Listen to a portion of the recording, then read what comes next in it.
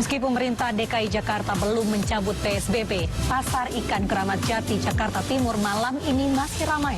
Gubernur Jawa Barat Ridwan Kamil menggelar simulasi protokol kesehatan di tempat-tempat ibadah untuk menyambut fase new normal. Kerusuhan terkait protes kematian pria keturunan Afrika Amerika kian meluas. Halo, selamat malam pemirsa. Juru bicara penanganan COVID-19, Ahmad Yuryanto mengumumkan ada 10 daerah yang tidak terjadi penambahan kasus positif corona. Bersama saya, Mirpa Suri, inilah iNews Malam selengkapnya untuk Anda. Meski pemerintah DKI Jakarta belum mencabut pembatasan sosial berskala besar, Pasar Ikan Keramat Jati Jakarta Timur ramai, namun mereka mengabaikan aturan PSBB. Sebagian besar pedagang kaki lima yang menjual ikan kembali berjualan di sepanjang Jalan Raya Bogor, Keramat Jati, Jakarta Timur. Namun, ironisnya sejumlah pedagang dan pembeli tidak menerapkan aturan PSBB seperti menjaga jarak aman dan menggunakan masker. Beroperasinya pasar ikan ini juga membuat jalan sekitar macet. Hingga saat ini belum ada petugas yang menertibkan lokasi tersebut. Giat penyekatan PSBB di kawasan Lampiri, Kalimalang, Jakarta Timur masih terus dilakukan. Setiap pengendara yang tidak memiliki surat izin keluar masuk diminta putar balik. Pos penyekatan di Lampiri, kawasan Kalimalang, Jakarta Timur, malam ini masih dijaga ketat petugas. Di kawasan ini, kendaraan yang melintas lebih didominasi kendaraan bermotor. Fokus dari petugas yang berjaga memeriksa kendaraan yang datang dari luar Jakarta. Dan jika tidak memiliki surat izin keluar masuk, maka pengendara terpaksa diminta putar arah kembali ke daerah asal. Dan pemirsa, untuk mengetahui informasi terkini, sudah ada rekan Riki Iskandar di kawasan Lampiri, Kalimalang. Ya, selamat malam Riki, bagaimana situasi saat ini di sana? Ya, baik, terima kasih Riki Iskandar atas laporan langsung Anda dari Kalimalang, Jakarta.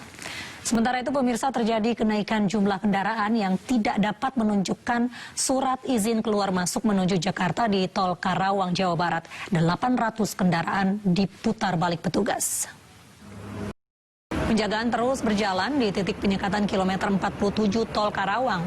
Setiap pengendara diminta menunjukkan surat izin keluar masuk, di mana petugas juga memeriksa apakah pengendara mematuhi protokol kesehatan seperti mengatur posisi duduk dan jumlah penumpang hingga penggunaan masker. Tercatat 800 kendaraan putar balik karena pengendara tidak mengantongi SIKM. Diperkirakan peningkatan pelanggaran akan terjadi dalam 2 hari ke depan, mengingat menjadi arus balik bagi para pemudik yang nekat pulang di tengah pandemi corona. Mengantisipasi lonjakan arus balik ke Jakarta pasca Lebaran, pemeriksaan intensif masih dilakukan petugas gabungan di gerbang tol Cikupa menuju ibu kota. Meski jumlah pelanggaran terus menurun, pemeriksaan akan tetap dilakukan hingga 7 Juni mendatang.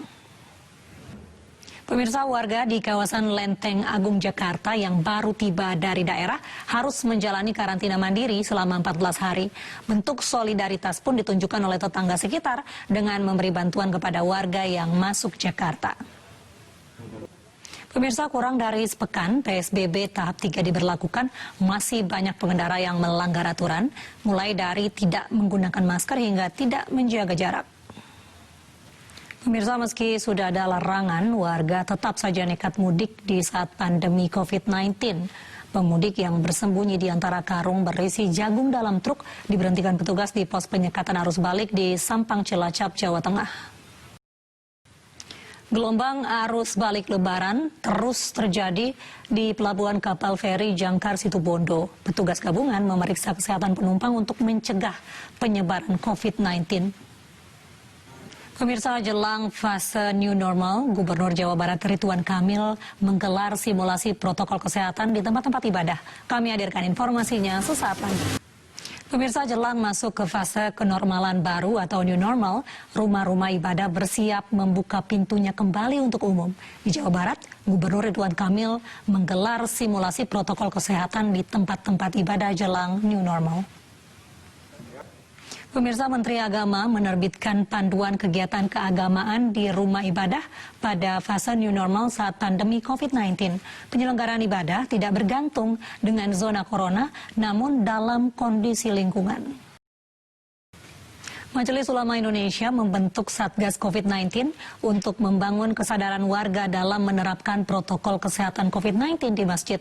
Dan berikut kami tampilkan cuplikan dialog Ainews Sore bersama Ketua Komisi Dakwah MUI Khalil Nafis dan Rohaniawan Romo Beni Susetio. Gereja Katedral dan Keuskupan Agung Jakarta bersiap menghadapi fase new normal. Pihak gereja kini tengah menyusun protokol peribadatan yang aman bagi umat. Pemirsa, pusat-pusat perbelanjaan di Surabaya, Jawa Timur akan menerapkan aturan baru bagi pengunjung saat fase new normal. Salah satunya, pengunjung hanya diperbolehkan berjalan satu arah agar tidak saling berpapasan. Petugas jemput paksa 2 pasien positif yang kabur dari rumah sakit di Mamuju, Sulawesi Barat. Kami hadirkan informasi selengkapnya usai jeda berikut. Pemirsa, penjemputan pasien positif COVID-19 yang kabur di Kabupaten Mamuju, Sulawesi Barat ricuh. Orang tua pasien mengamuk dan mengaku anaknya tidak ada di rumah. Pemerintah Kota Surabaya bersama dengan Badan Intelijen Negara menggelar rapid test COVID-19 secara massal di Kota Surabaya dengan target 500 orang per hari. Di tempat tersebut juga disiapkan mobil lab COVID-19 untuk proses swab bagi warga yang reaktif rapid test. Pemirsa, 4 warga dinyatakan reaktif dalam rapid test massal hari ini. Wilayah Ciledug dipilih karena menjadi epicentrum penyebaran corona di Tangerang, Banten. Wali Kota Surabaya Tri Risma hari ini marah saat mobil PCR bantuan BNPB untuk Surabaya digeser ke wilayah lain.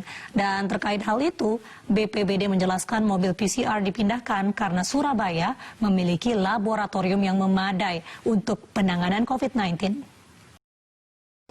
Pembagian bantuan tunai sebesar Rp600.000 di Musi Banyuasin, Sumatera Selatan ricuh. Kami hadirkan informasi selengkapnya sesaat lagi. Pemirsa, ada 10 daerah yang tidak terjadi penambahan kasus COVID-19 dan bahkan 102 kabupaten kota nihil kasus corona. Salah satunya Tegal yang menjadi satu-satunya kota di Pulau Jawa yang nihil kasus positif corona. Pemirsa, pembagian bantuan tunai sebesar Rp600.000 di Musi Banyuasin, Sumatera Selatan ricuh. Warga kecewa karena pembagian dana bantuan tidak tepat sasaran. Menteri Sosial Juliari Batubara meninjau langsung penyaluran bantuan sosial tunai di Serang, Banten. Mensos ingin memastikan penyaluran bantuan tepat sasaran. Panglima Komando Gabungan Wilayah Pertahanan Keamanan 2 menyerahkan bantuan ke pemerintah Kota Surabaya. Hal itu dilakukan untuk mempercepat penanganan COVID-19 di wilayah tersebut. Pemirsa, mari kita dukung para pejuang kemanusiaan dengan peduli melawan penyebaran virus corona. Bantuan bisa disalurkan melalui rekening yang tertera di layar televisi Anda. Pemirsa, aksi kejar-kejaran aparat kepolisian Polsek Kubung bersama warga mewarnai penangkapan 2 orang pelaku pencurian mobil di Sumatera Barat. Kami hadirkan informasinya sesaat lagi. Pemirsa, Menteri Koordinator Politik Hukum dan Keamanan Mahfud MD angkat bicara terkait diskusi kampus UGM yang dibatalkan. Mahfud MD meminta agar aparat kepolisian mengusut kasus itu. Polisi bersama warga menangkap 2 pelaku pencurian mobil di Solok, Sumatera Barat. Bahkan salah satu pelaku adalah seorang oknum anggota kepolisian berpangkat Bribtu.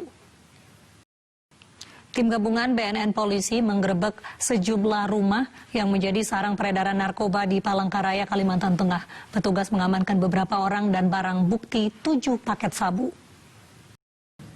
Gelombang tinggi menerjang kawasan pantai selatan Gunung Kidul, Yogyakarta. Akibatnya sejumlah fasilitas rusak.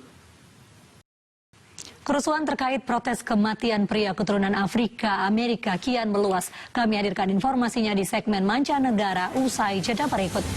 Pemirsa, kerusuhan terkait protes kematian pria keturunan Afrika Amerika kian meluas dan mengakibatkan sejumlah kota kacau balau. Polisi menangkap para demonstran yang bertindak anarkis. Presiden Amerika Serikat Donald Trump mengatakan bahwa Amerika Serikat memutuskan hubungan dengan Badan Kesehatan Dunia atau WHO. Hal itu terjadi karena Trump menganggap WHO gagal mengatasi penyebaran COVID-19. Pemerintah Korea Selatan menutup kembali 200 sekolah setelah sebelumnya sempat dibuka. Di masa new normal, jumlah pasien positif COVID-19 di negeri ginseng itu justru bertambah. Pemirsa, toko retail memanfaatkan robot untuk melakukan tugas yang tidak lagi bisa dikerjakan karyawan karena aturan jaga jarak sosial. Robot bisa memangkas biaya dan membantu mengurangi sebaran virus, namun sejumlah pihak cemas otomatisasi itu akan mendongkrak pengangguran. Dan berikut laporan dari tim VOA.